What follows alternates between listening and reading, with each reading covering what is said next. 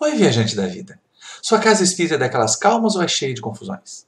Na nossa próxima viagem, nós vamos aprender a lidar com os relacionamentos na casa espírita, a transformar os tumultuados em oportunidade de amar e servir, e aqueles que já são calmos em mais oportunidade de trabalho ainda. E enquanto roda a vinheta, você aproveita para dar um joinha aí embaixo, se inscreve no canal para a gente continuar mandando mensagem de paz e amor para muita gente. Desde já, obrigado e boa viagem!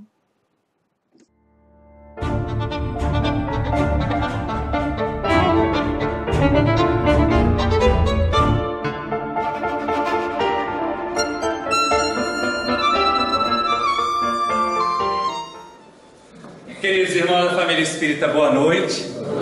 E que essa oportunidade preciosa de contactar Jesus, de trazer a essência do Mestre para o nosso dia a dia, para os nossos pensamentos, de reencontrá-lo, como a proposta que a doutrina espírita tem, de fazer Jesus compreensível, de trazer o cristianismo à revivescência da sua mensagem mais simples, mais pura, mas a que única e efetivamente vai consolar todos nós. Numa determinada tarde, Simão Pedro procura Jesus com um semblante pesado, com um ar constrangido até e receio de perguntar.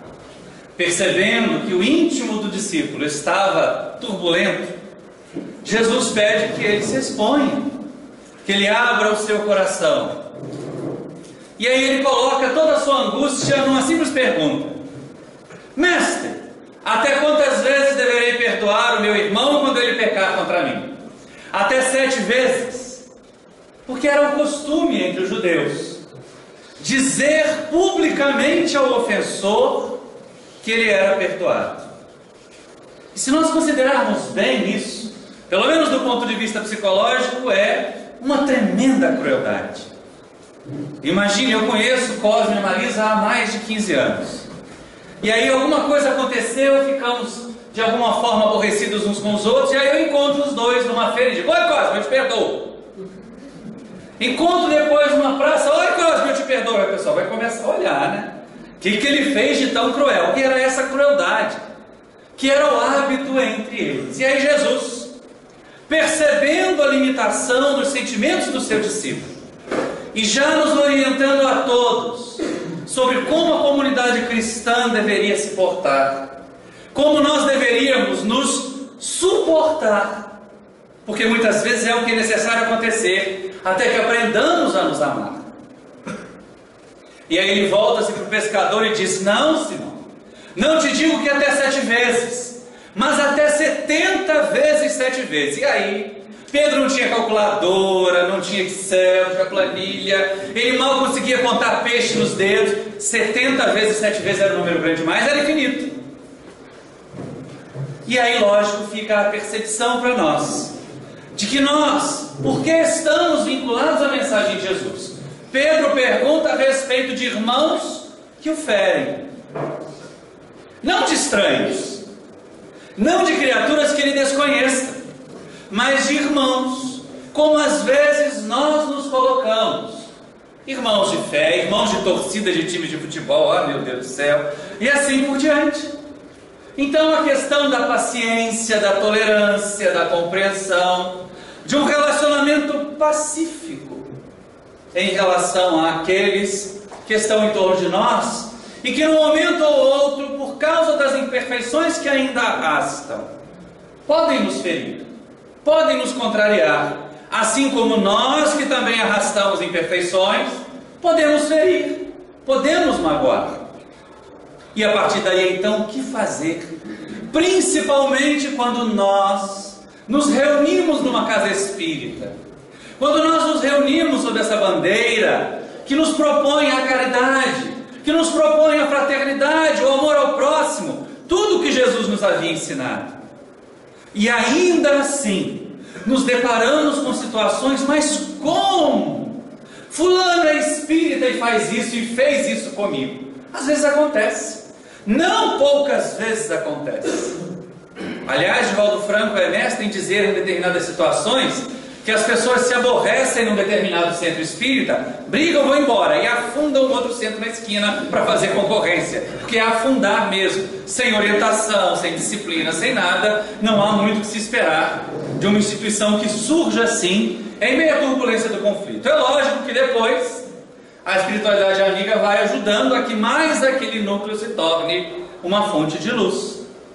Mas até que nós nos apoiemos, nos adaptemos e aprendamos a conviver, vem o questionamento: como cooperar na casa espírita e ainda assim enfrentarmos as dificuldades do dia a dia com os companheiros que pensam diferente? E aí uma questão que aparece logo nos primeiros convites à reflexão: divergir é inevitável. Nós somos individualidades. Nós não somos máquinas programadas para ser exatamente iguais uns aos outros. Nós pensamos diferente, nós sentimos diferente, nós temos histórias espirituais diferentes. E aí, lógico, vamos reagir diferentemente às situações que se deparam diante de nós. É nessa hora que nós vamos, nessa viagem com Emmanuel. Para que serve então estar na casa espírita, se nós vamos nos deparar com dificuldades semelhantes àquela que enfrentamos fora? Porque aqui nós vamos observar 3 funções primordiais de uma instituição espírita. Na colocação do próprio benfeitor Emmanuel, todo centro espírita, num primeiro momento, num primeiro instante, ele funciona como um posto de socorro, como um hospital para as emergências, para as muitas aflições, já que consolar os aflitos, e quantas vezes somos nós os aflitos, é tarefa primordial de todo aquele que se vincula à mensagem de Jesus. Então, no ponto em que nos encontramos, de ser o hospital, o posto de socorro, nós encontramos no hospital, no posto de socorro, pessoas serenas, tranquilas. O indivíduo está tendo um infarto e a pessoa fica lá: não, calma, é o coração que está parando de bater, vai acontecer assim? Claro que não. Então, em meio aos aflitos, nós vamos ver criaturas destemperadas. E nessa hora, o tarefeiro, que já está alguns passos adiante, que já não mais se circunscreve àquele que busca a casa espírita, como paciente, como pedinte de luz, porque essa é a condição mais rasteira. É aquela que aparece logo nos primeiros convites de Jesus, o que levava até ele as multidões. Quando o mestre abriu os braços e dizia: vinde a mim todos vós, que estáis aflitos e sobrecarregados, e eu vos aliviarei. É verdade. Só que a gente às vezes quer parar aí, né? Oba, eu vou lá no centro que vai me aliviar. Eu vou tomar passe, eu vou beber água fluidificada e vai tudo ser resolvido. Calma, porque Jesus continua com o convite. Aprendei comigo que sou manso e humilde de coração. E ainda nos propõe carregar o seu jugo, que é leve, seu fardo suave. E assim nos permite perceber que mesmo na condição de sofredores, mesmo na condição de aflitos, não nos cabe estacionar nela. Ela é algumas vezes o móvel que nos ajuda à transformação.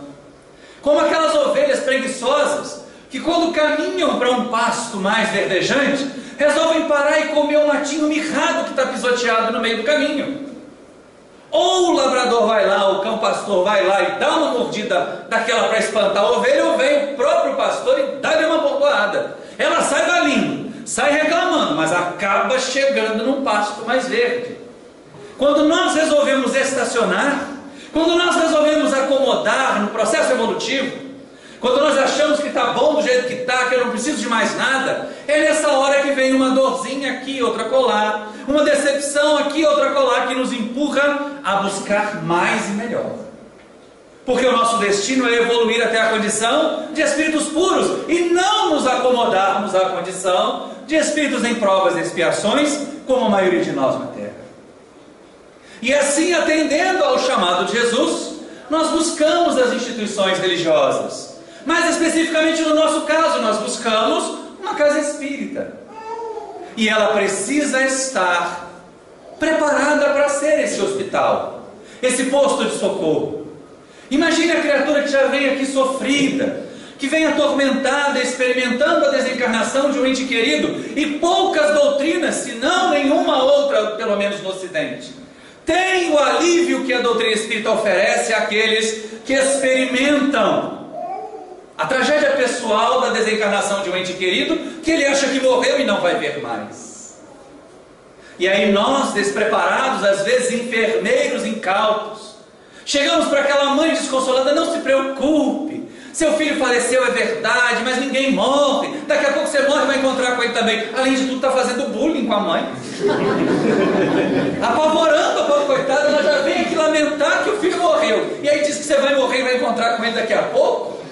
Ela não volta nunca mais num centro desse. Então, a necessidade de preparação dos tarefeiros, a necessidade que nós conheçamos a tarefa que vamos desenvolver. Ah, mas eu não senti essa dor ainda. Mas nós podemos ser empáticos. Não é sentir o que o outro sente, mas sentir como se nós fôssemos o outro. Porque se eu sentir como o outro sente, o meu desespero vai ser igual ao dele.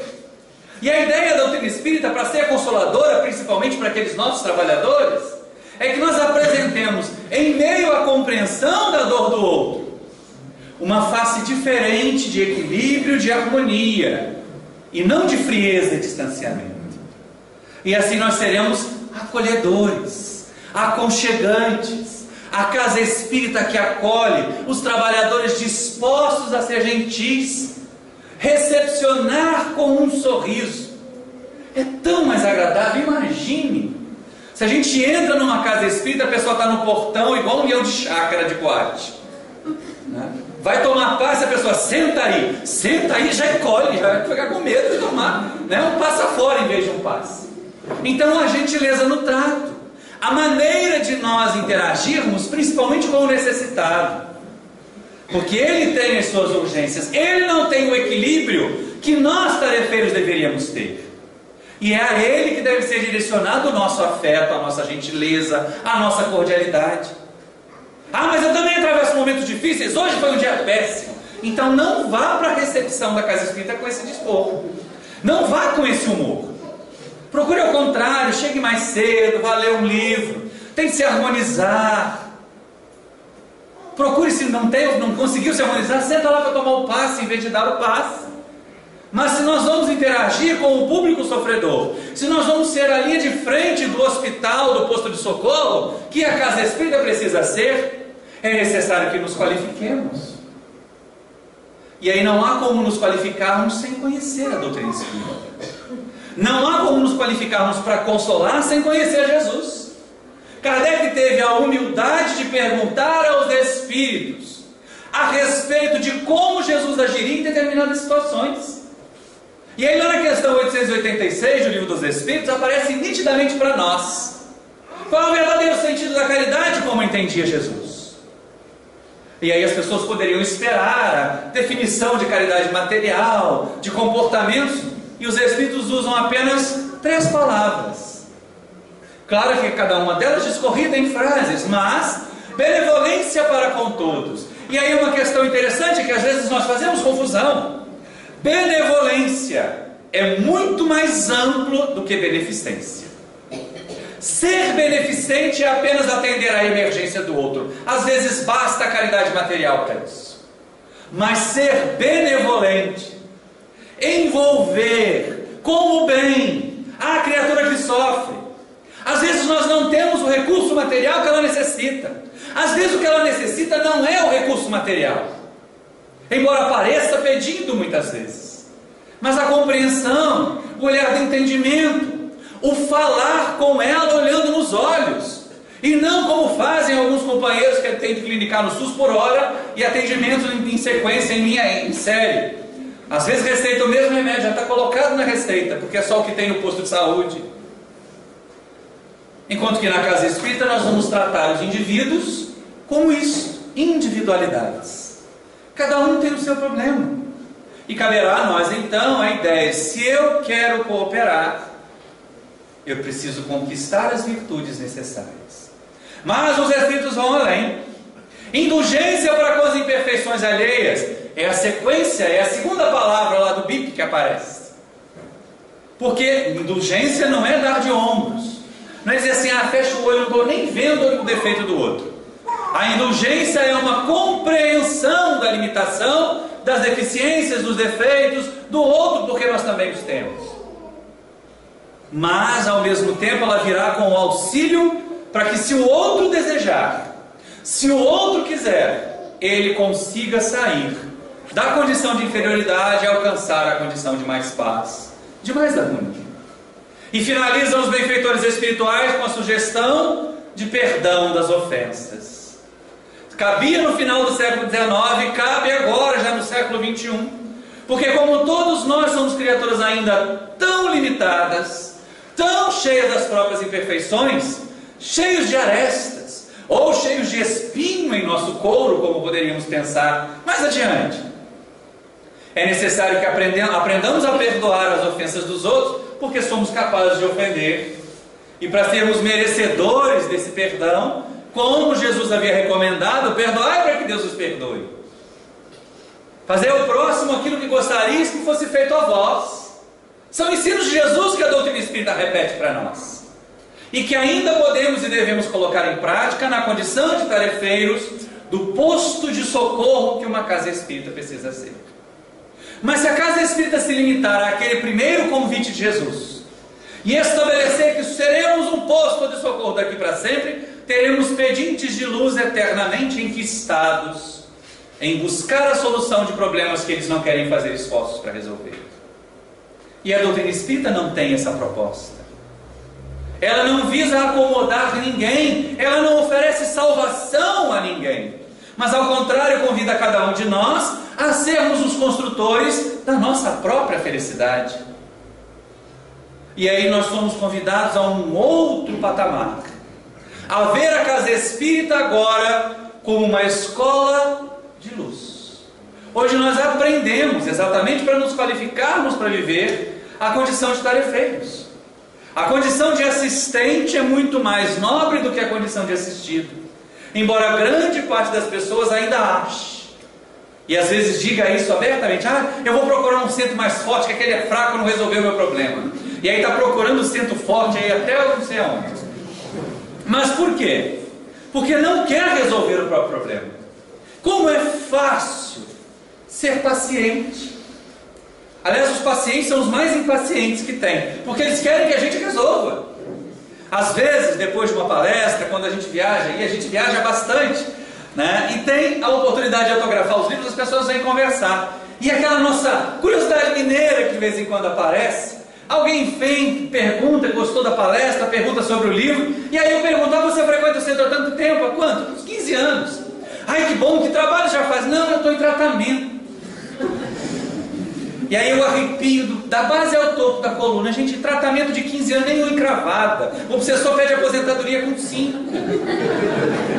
Porque ele não aguenta mais o nosso mau humor, ele não aguenta mais a nossa depressão, ele vai procurar outro.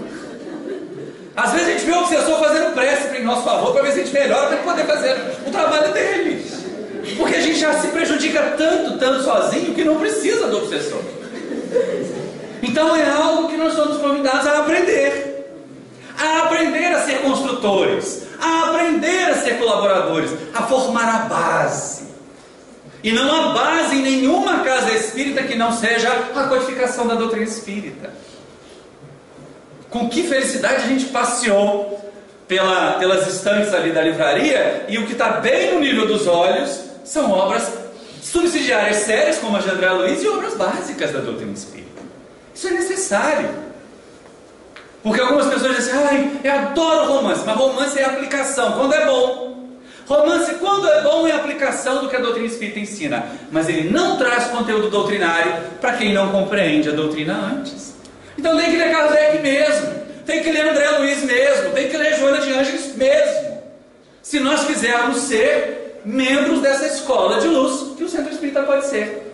E aí mesmo como acontece, quantos querem ser o aluno mais brilhante? Olha a dificuldade de relacionamento agora no outro patamar, né? Porque quando a gente está lá no posto de socorro, de vez em quando, o assistente se comporta pior do que o assistido. E quando a gente está na escola de luz, a gente acha que, não, eu estou aqui há 30 anos, Assiste palestras sempre no mesmo banco, tem até plaquinha de patrimônio já para colocar nas costas dele, né? Se bobear, vai desencarnar e vai continuar assombrando a cadeira naquele mesmo lugar do centro, porque não desgruda, gente. E acha que porque está lá há tanto tempo, tem que ser mais acatado do que os outros que são mais recentes. Claro, nós jamais vamos desmerecer a experiência real, mas a real, a teórica, a do eu sei, as 1019 perguntas e respostas do Livro dos Espíritos. E aí qualquer benfeitor espiritual ia perguntar na sequência: e quantas você pratica? Quantas delas você já vivencia? Você fala de imortalidade, mas a ideia de morrer te assusta, então você não é espírita ainda o suficiente. Ah, eu não vou não. Sabe por quê? Se comer aquele negócio pode dar um câncer. Aí morre de medo do câncer. O espírita com medo fica doente. Claro que nós não vamos pensar em suicídio. Nós não vamos exagerar no sal quando temos hipertensão. Nós não vamos exagerar nos doces quando temos a glicose alta, quando temos diabetes. Mas nós não vamos nos impedir de viver, nem nos atormentar com a ideia da enfermidade. Porque o pensar na enfermidade já é o primeiro passo para que ela se instale em nós. E o pensar em saúde já é o primeiro passo para a cura em nós. E os estudiosos não vão transformar a casa espírita numa universidade. Não tem formatura em escola de médios, a não ser que em algumas outras casas do Israel, mas é em outro estado, tá? Não é aqui no Rio de Janeiro. Porque as casas adesas ao CERJ sabem que não tem distribuição de canudo. Não, passei 3 anos, agora eu sou médium formado, né? Vai receber o Emanuel na formatura. Nem o seu Emanuel da padaria era voz. Que dirá o Emanuel que foi guia do Chico Xavier. E as pessoas imaginam que basta estar na casa espírita. Não, eu sou médium de berço. Nós frequentamos durante 22 anos uma casa espírita no centro, no bairro do Meia, na capital. E as pessoas tinham imensa dificuldade em perceber a necessidade de estudar. Usavam a ideia de médium de berço. Ah, eu sou médium de berço. E os relacionamentos ficavam difíceis porque o médium de berço ia para a reunião mediúnica e fazia o que a criança faz no berço. Só arte. Gritava muito, né? Se jogava no chão. Precisava de educação mediúnica, mas também precisava de educação, ponto. Porque no dia a dia também era uma pessoa dada àqueles estrangeiros. E isso nós encontramos na doutrina espírita. O livro dos médiuns é o primeiro livro de educação mediúnica que qualquer tarefeiro da mediunidade precisa ler. O Evangelho segundo o Espiritismo é o primeiro livro de educação para qualquer um de nós que queira vivenciar a caridade segundo Jesus.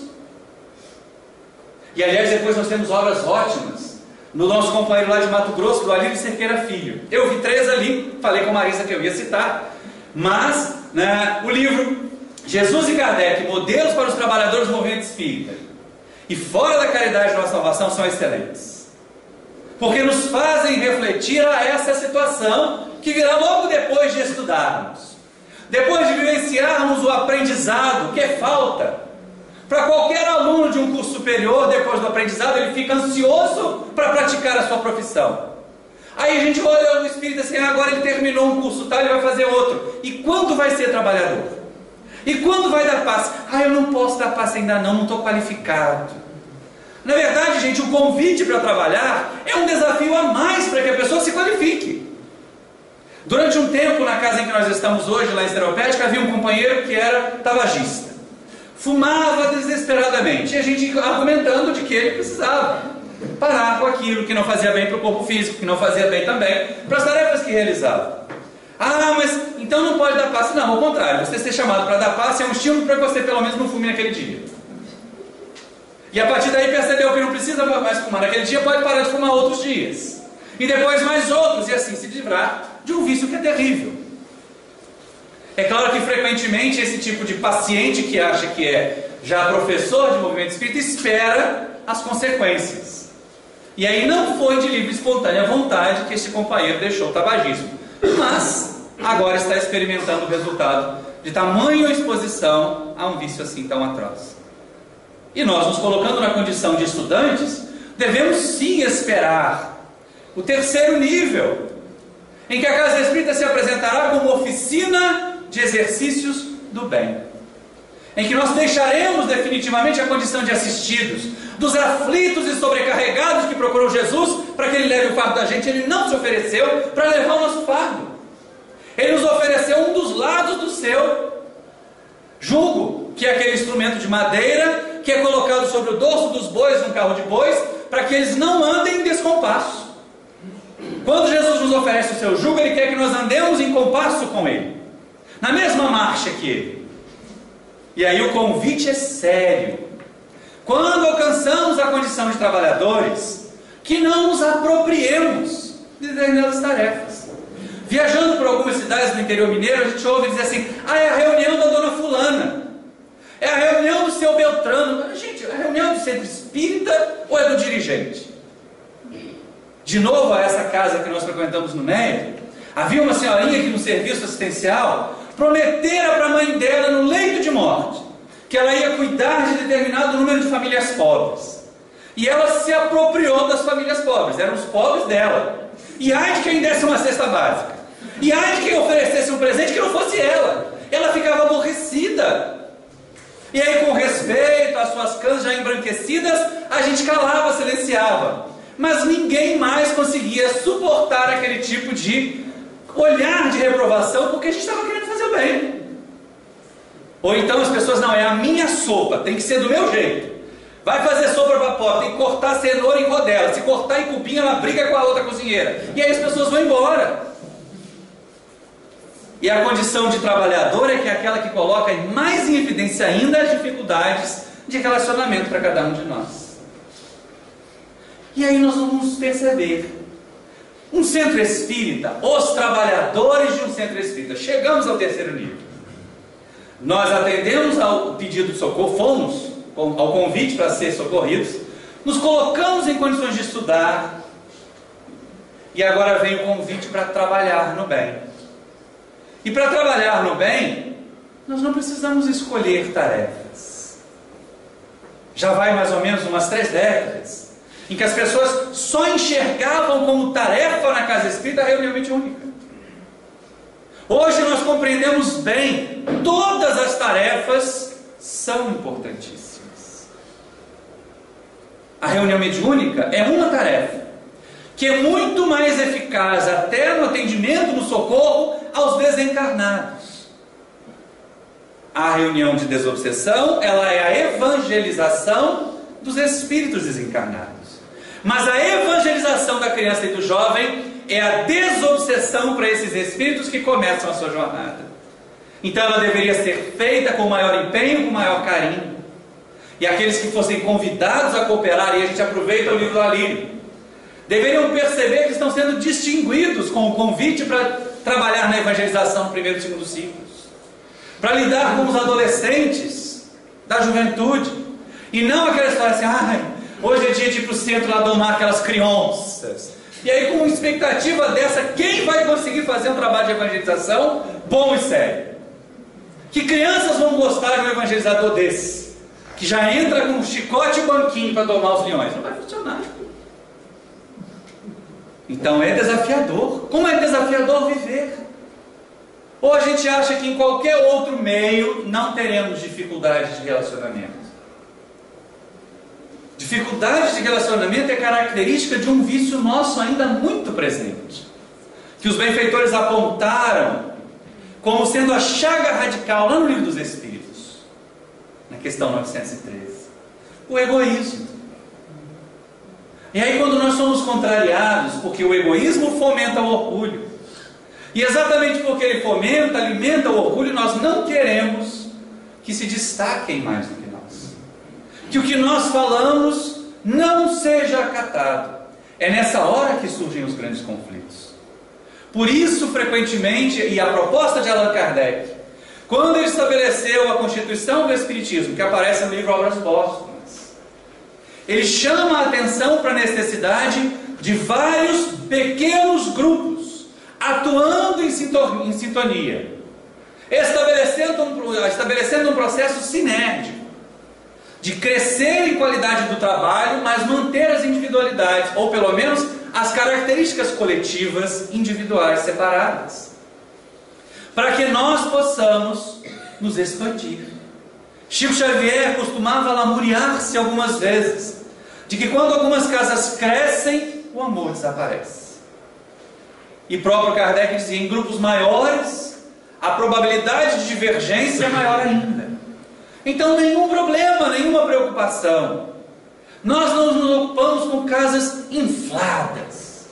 Nós temos 2.000 pessoas na reunião, e quantas efetivamente se beneficiam do trabalho que é feito? Porque os assistidos recebem um paliativo. E aqueles que se beneficiam do trabalho que é feito mesmo, são os trabalhadores. E essa é uma questão que às vezes, é um erro que às vezes nós, da direção, cometemos. Quando nós convidamos alguém para trabalhar, a propaganda é a pior que tem. Olha, gente, a nossa casa está precisando muito de trabalhador nessa área, porque está faltando gente, porque aí se você ouve isso, o ego vai lá em cima, né? Olha, eu sou necessário, que legal. Vamos passar a convidar assim, olha, a Geisa conseguiu 10 passes livres do umbral. Quem quiser, fala com ela que ela vai dizer qual é a tarefa que tem que desempenhar. Pronto! Vai ter fila em torno da Geisa para poder escapulir do umbral, porque a gente fez o umbral virar o inferno dos espíritos. E aí essa coisa complicada de achar que vai para lá, né? Então todo mundo está querendo fugir, é bom aproveitar o trabalho que ela tem para oferecer. É naquele trabalho que tem lá o carimbo dos 10 passes livres do umbral. Depois vem mais um e oferece mais 15 passes livres. Na visita ao asilo tem lá o Cosme e a Marisa com mais 15 passes. E assim as pessoas vão pensar que elas não são a última cereja em cima do bolo. Que na verdade o trabalho que nós não fizermos, outro fará. A espiritualidade vai prover todas as necessidades reais das nossas instituições. Então nós deveríamos estar gratos de poder colaborar, cooperar numa situação como essa. Numa casa espírita que abre as portas para nós. Que no primeiro momento nos conforta, nos consola, que no segundo momento nos instrumentaliza para que nós possamos nos consolar, porque é isso que faz o estudo sério da doutrina espírita. Ele nos dá um instrumental para que nós encaremos aquela dor que nos trouxe ao centro, e qualquer outra dor que vier, porque nos saberemos espíritos verdadeiramente imortais, nos saberemos capazes de superar as dificuldades, e nos aborreceremos menos com as pessoas que não fizeram o que nós queríamos que elas fizessem por nós. Não nos aborreceremos menos com os guias, que tem gente que reclama até do guia. Vai no atendimento fraternal, meu mentor tirou licença-prêmio, deve ser funcionário público, porque está tudo dando errado na minha vida. Aí você começa a ouvir a pessoa, ela anda de mau humor, ela reclama de tudo, ela acorda 10 horas da manhã para procurar emprego, vai achar onde? E aí reclama que a vida está ruim. Então é hora de nós nos tornarmos autores, artífices da nossa própria felicidade. E quando vierem os atritos? Porque os atritos vão vir. Os atritos virão. Nós temos as nossas dificuldades. Nós às vezes nos aborrecemos. E aí vem uma sugestão muito oportuna. Aprender que nós temos 2 ouvidos e uma só boca. Sugestão para ouvir mais e falar menos. Vocês repararam que quem fazia burburinho no Evangelho eram os discípulos? Jesus só entrava para dar aquele toque arremate final, para fazer com que todos se calassem. E discute daqui, discute dacolá, e fala um do outro e reclama. Nossa, quando Isabel, a mãe de João e Tiago, foi pedir a Jesus que os filhos dela virassem ministros no reino dos céus, que foi isso que ela foi pedir, né? E a gente acha que mercadejar com cargo público é de agora. Não é não, é desde aquela época, né? Que um sente a sua direita e o outro sente a sua esquerda. Olha só, já estava fazendo política com o reino dos céus que nem estava estabelecido. E aí o que os outros discípulos fizeram? Em vez de ter pena dela, ficaram com raiva dos irmãos, que estavam querendo passar à frente. E começaram a disputar entre eles. E aí Jesus diz o quê? Aquele dentre vós que quiser ser o maior no reino dos céus, seja o que mais serve, o servidor de todos na terra. Foi esse o exemplo que ele deu naquele momento do lava-pés. Os discípulos estavam encantados com a possibilidade de ver estabelecido já naquele momento o reino dos céus na terra. Afinal de contas, Jesus entrar em Jerusalém, montado num burrinho, é verdade. Se fosse hoje, eu queria uma Mercedes, mas montado num burrinho. E aí forraram ramos no chão, Hosana ao Filho de Deus, o Rei de Israel. Os discípulos que viram aquilo acharam: agora é a nossa vez. Está com a popularidade em alta, vai ser eleito o Rei dos Céus com a maior facilidade, a gente vai virar ministro. E aí na chamada Santa Ceia, o que eles fizeram? Começaram a lotear os cargos. Quem vai ser isso, quem vai fazer aquilo, quem vai fazer aquilo outro, Jesus só deixando eles gastarem saliva. As más línguas ficaram dizendo que Jesus ficou comendo enquanto eles estavam batendo papo, Mas isso aí também não vem ao caso. Afinal de contas, ele tinha um corpo material como o nosso, uma hora tinha que comer alguma coisa. E aí, lógico, em determinado momento, para que eles se calassem e parassem de falar bobagem, o mestre se levanta, tira a sua túnica, cinge-se com uma toalha, pega um cântaro e uma bacia com água e vai lavar os pés dos discípulos. E Simão Pedro, de novo, que tem sido o objeto das nossas inserções do Evangelho nesse nosso estudo, fica escandalizado com aquilo. Mas como, Senhor? Tu lava-me os pés? Vocês acham que ele estava com pena de Jesus? Ele não queria perder o cargo de primeiro-ministro. Sem contar que se Jesus, que era o rei, estava lavando o pé, o que ia sobrar para ele lavar, Ainda vinha esses questionamentos mais complicados. E aí Jesus olha para ele e percebe a vaidade, o orgulho efervescente ali. Ele não admitia que Jesus fizesse coisas ditas pequeninas, porque entre os judeus, quem lavava os pés eram os servos. Entre os romanos, quem lavava os pés eram os escravos. Só a ralé da sociedade se permitia ir lavar os pés dos senhores. Eles mesmos não tocavam nos pés, porque os pés não tinham andado por chão onde havia imundícies. E principalmente o judeu era cheio de dedos com essa questão de não tocar em imundícies. Então cabia alguém menos elevado lavar os pés. E Jesus, que era o mais elevado, todo estava ali lavando. Olha que exemplo de relacionamento que nós poderíamos ter na casa espírita. Não quer dizer que tem que botar o presidente para lavar o pé da gente. Coitado.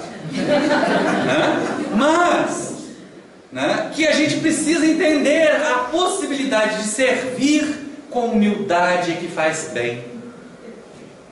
Se eu conseguir chegar na casa harmonizado bastante e der 4, 5 passes com um amor profundo pelas pessoas que estão sentadas ali para tomar o passe, provavelmente farei mais do que o palestrante que estava lá e às vezes se sentindo vaidoso de estar numa posição que todo mundo observava.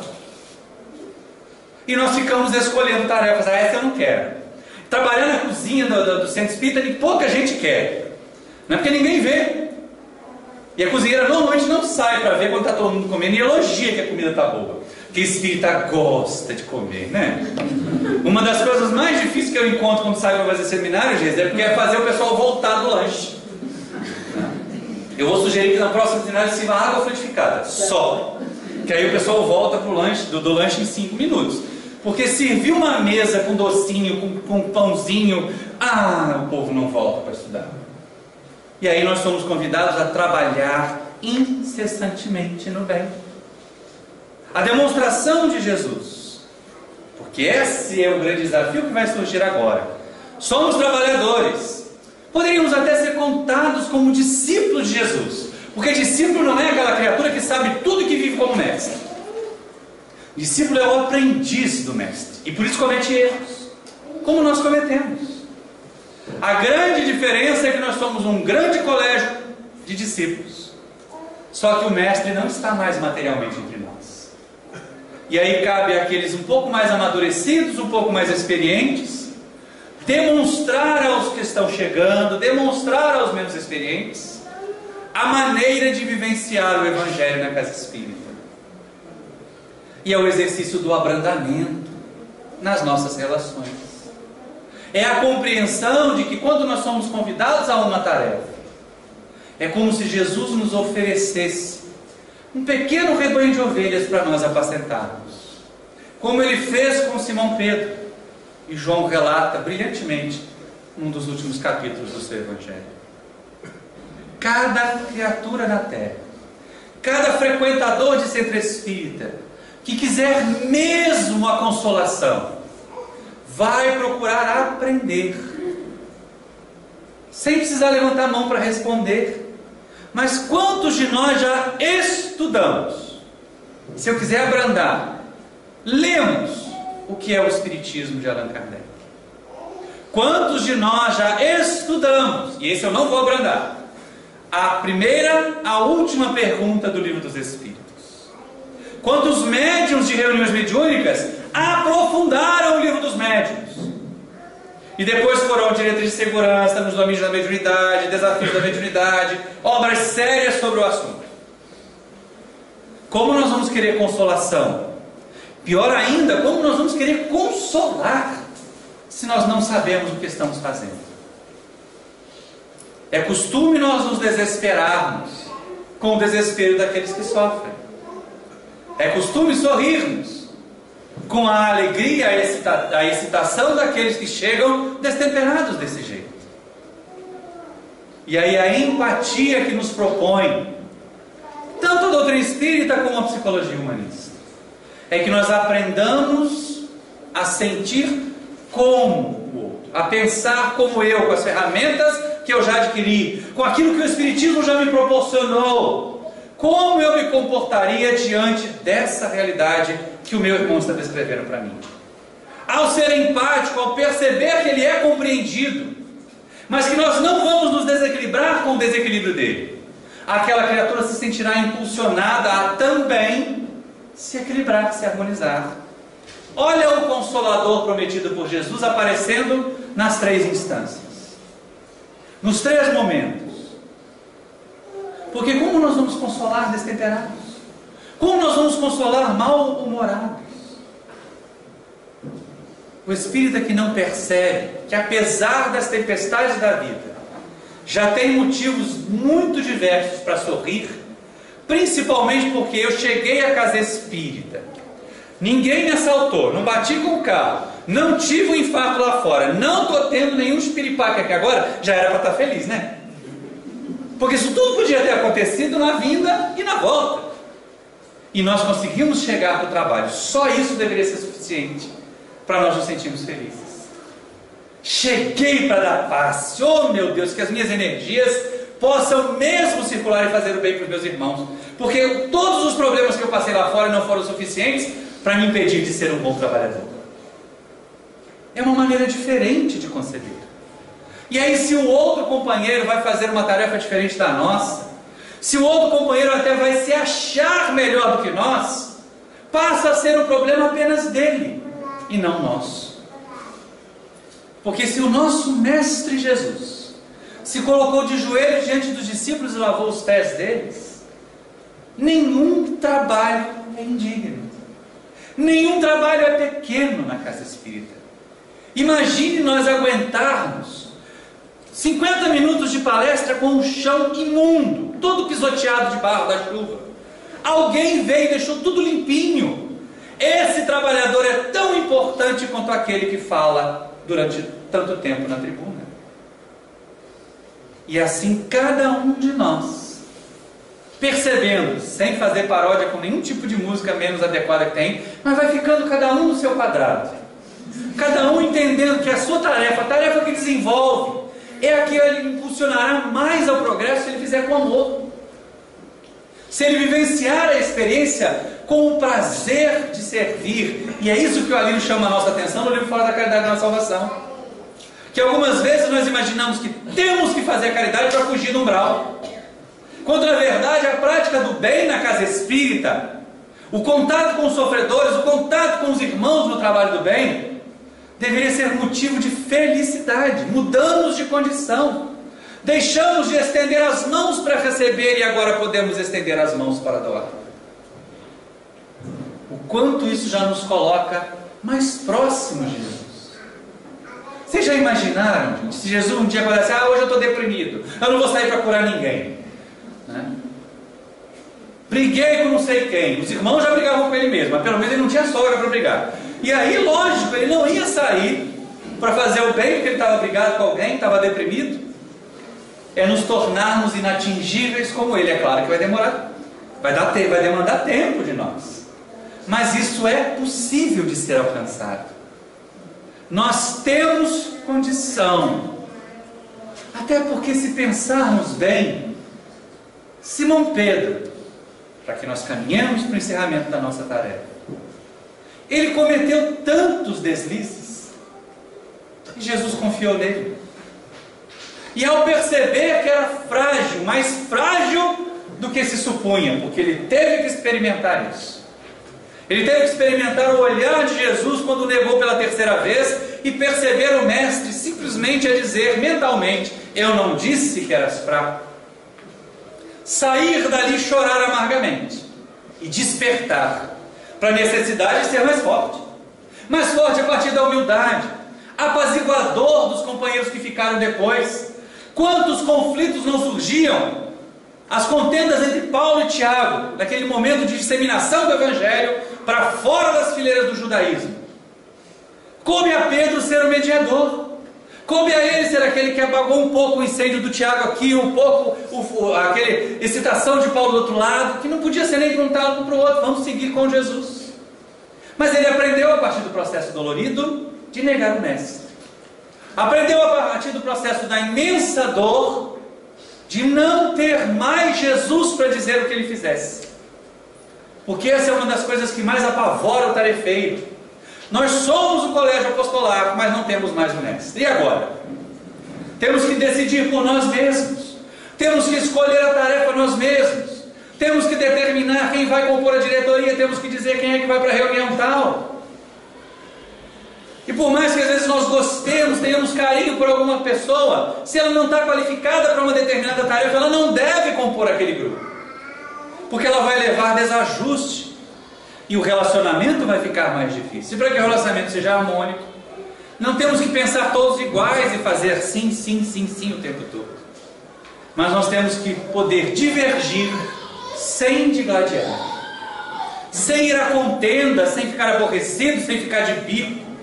Às vezes alguém faz uma proposta, a proposta é derrotada na reunião de diretoria. Eu quero ver se vai dar certo. E aí fica torcendo para não dar. Vira um obsessor da tarefa. Não precisa nem vir outro espírito perturbador de fora para atrapalhar.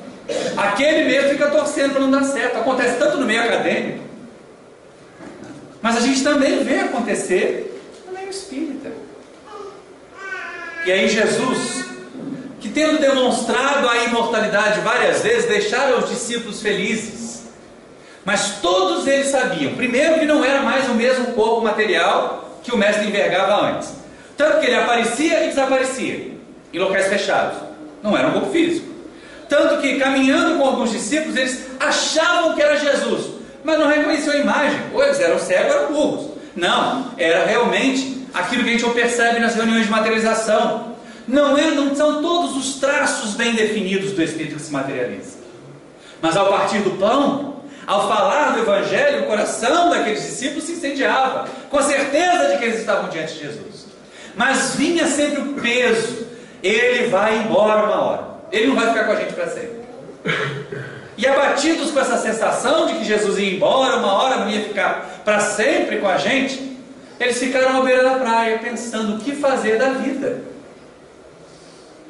Porque quando Jesus disse assim: vai lá e cura, se eles não curassem, tinha um mestre lá: então cura aqui, Senhor. Não lembra do menino endemoniado? Né? Do menino obsidiado que aparece no Evangelho como endemoniado? Eles não conseguiram curar, levaram para Jesus correndo: resolve aqui que a gente não conseguiu. Agora não ia ter mais isso. Autonomia, era para isso que Jesus o educava. E isso pesa sobre nós. E aí, aflito, pensando nisso, Simão Pedro diz assim: eu vou pescar. Já não aguentava mais pensar no que fazer na cela do mestre, ele tentou fugir do assunto, como às vezes nós fazemos. Nós nos afogamos em trabalho, para não ir para casa porque está com um filho problemático ou complicado. Nós ficamos no centro espírita o tempo todo para não ter que voltar para casa e ver o casamento em ruínas. Fugimos. E Pedro e os discípulos também resolveram fugir. Nós vamos contigo, disseram eles. E aí o simbolismo que João coloca nessa passagem é interessante. Porque se nós considerarmos bem o chamado Mar da Galileia, era limpo, não tinha poluição naquela época. 2000 anos não tinha poluição, tá, gente? Não tinha latinha, não tinha pedaço de plástico jogado na água do lago de Genezaré. Era piscoso. Várias coletividades, várias aldeias viviam em torno do rio, do lago, e viviam da pesca. Os barcos de pesca eram pequenos, de proa, popa, não mais do que esse tablado. Então é lógico que ali João não fala de uma pesca material nem de um barco material. Mas os discípulos passaram a noite inteira lançando redes e nada pescaram. Desperdiçaram a energia, a capacidade de trabalhar de forma improdutiva. Este é o símbolo que colhemos. Quando voltavam à margem, um homem lhes pergunta: irmãos, tem-lhes algo que comer? E eles dizem: não pescamos nada. E o homem responde: ide, lançai as redes pela banda direita do barco. Não fazia a menor diferença, né? Os peixes estavam tudo por baixo, se fosse peixe de verdade. Mas lançar as redes pela banda direita do barco era fazer esforços realmente produtivos, pensados, equipes que se coordenam, equipes que planejam o futuro e não apenas a empolgação imediata do hoje. E aí eles encheram o barco de peixes, fizeram uma ceia, todos sabiam que estavam diante de Jesus, ninguém tinha coragem de perguntar. Pelo menos essa cara de pau os discípulos não tinham, né? Eles sabiam reconhecer a autoridade moral.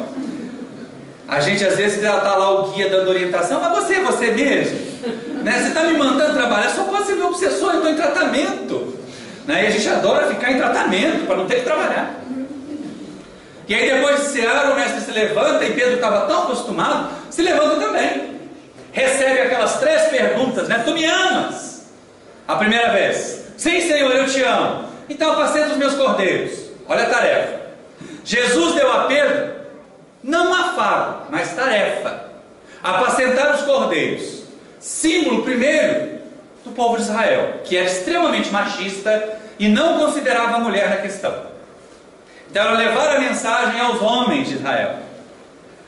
Mal Pedro começa a pensar nessa tarefa enorme, Jesus pergunta de novo: Simão, filho de Jonas, tu me amas?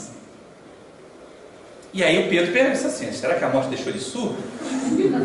Acho que não, né? Sim, Senhor, eu te amo. Ele responde mais alto, né? Então apacenta as minhas ovelhas. A gente percebe o tino do Cristo.